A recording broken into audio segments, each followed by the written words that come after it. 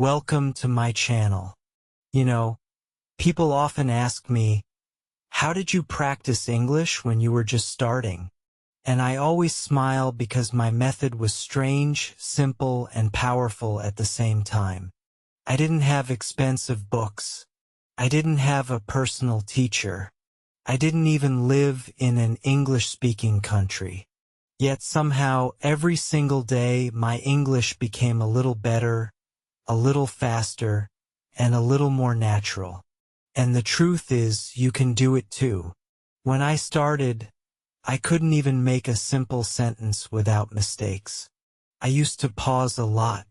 My mind would go blank, and I felt nervous every time I tried to speak. But slowly, I found my own way. A way that didn't cost money, didn't need a partner, and didn't require a classroom. Just me, my phone, and a few simple daily habits. Today, I'm going to take you back, step by step. I'll show you exactly how I practiced from the very beginning. From the days I was scared to speak, to the moment I could talk freely without overthinking. And I promise, if you stay till the end, you'll have the exact roadmap to make English your second nature, just like I did. Chapter 1: The First Realization. When I first started learning English, I thought I was doing great. I could read books in English. I could watch videos with subtitles. I could understand most of what people were saying in movies. Honestly, I thought, yes, I know English now. I can speak easily. But the real shock came the first time I actually tried to speak. I remember it so clearly. I was standing with a friend, and he asked me a simple question in English. My brain understood the question immediately, but my mouth refused to move. I froze. I just stood there, smiling like I understood everything, which I did, but I couldn't get a single word out. That was the first moment I realized. Knowing English is not the same as speaking English. After that, I started paying more attention to myself. Whenever I tried to talk in English, my brain would first think in my own language, then try to translate it, then try to speak it. But by the time the words reached my mouth, I had already lost confidence. Sometimes the sentence came out wrong. Sometimes it came out half in English, half in my own language.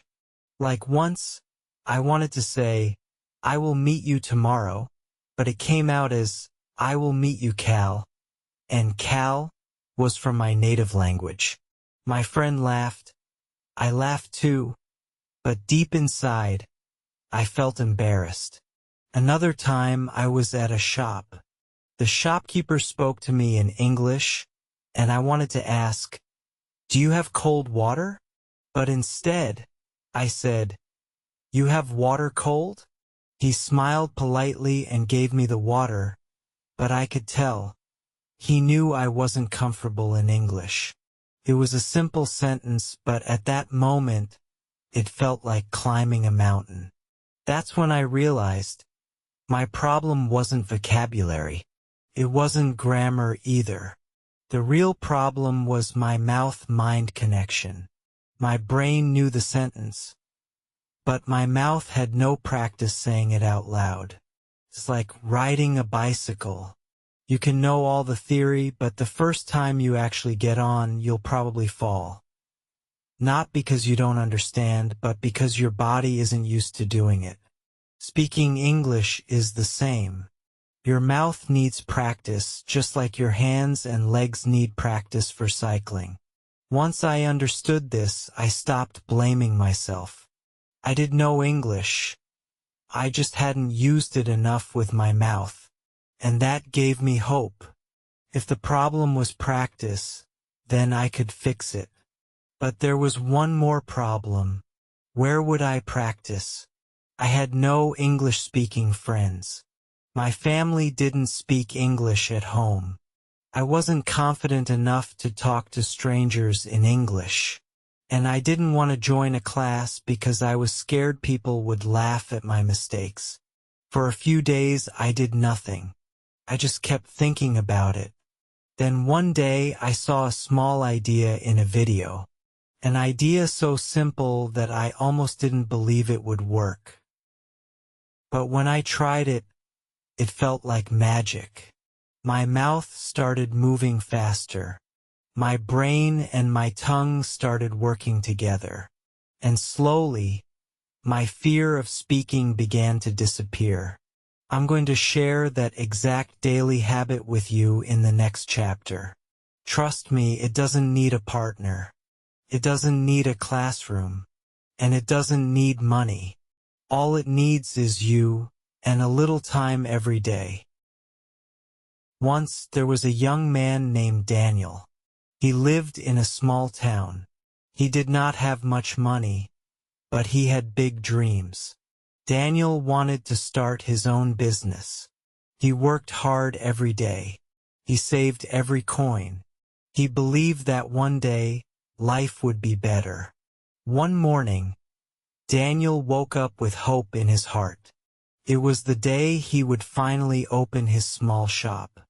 His mother smiled at him. She said, "I'm proud of you, my son." Daniel felt strong. But life can be cruel. That evening, a storm hit the town. The heavy rain flooded the streets. Water entered his shop. His dream was destroyed in just one night. Daniel stood in the middle of the wreckage. Shelves were broken. Goods were floating in dirty water. His hands shook. His eyes filled with tears. Everything he worked for was gone. Chapter 2: The Silence. The days after the storm were heavy. Daniel stayed in his small room. He didn't talk to anyone. He didn't eat much. He just stared at the ceiling, thinking, "Why me?" The town continued its life. Children played. People went to work. But Daniel felt invisible. His friends stopped calling. His phone stayed silent. At night, he lay in bed, listening to the sound of rain outside. Every drop reminded him of his loss. He thought about giving up. He thought maybe he was not meant for success.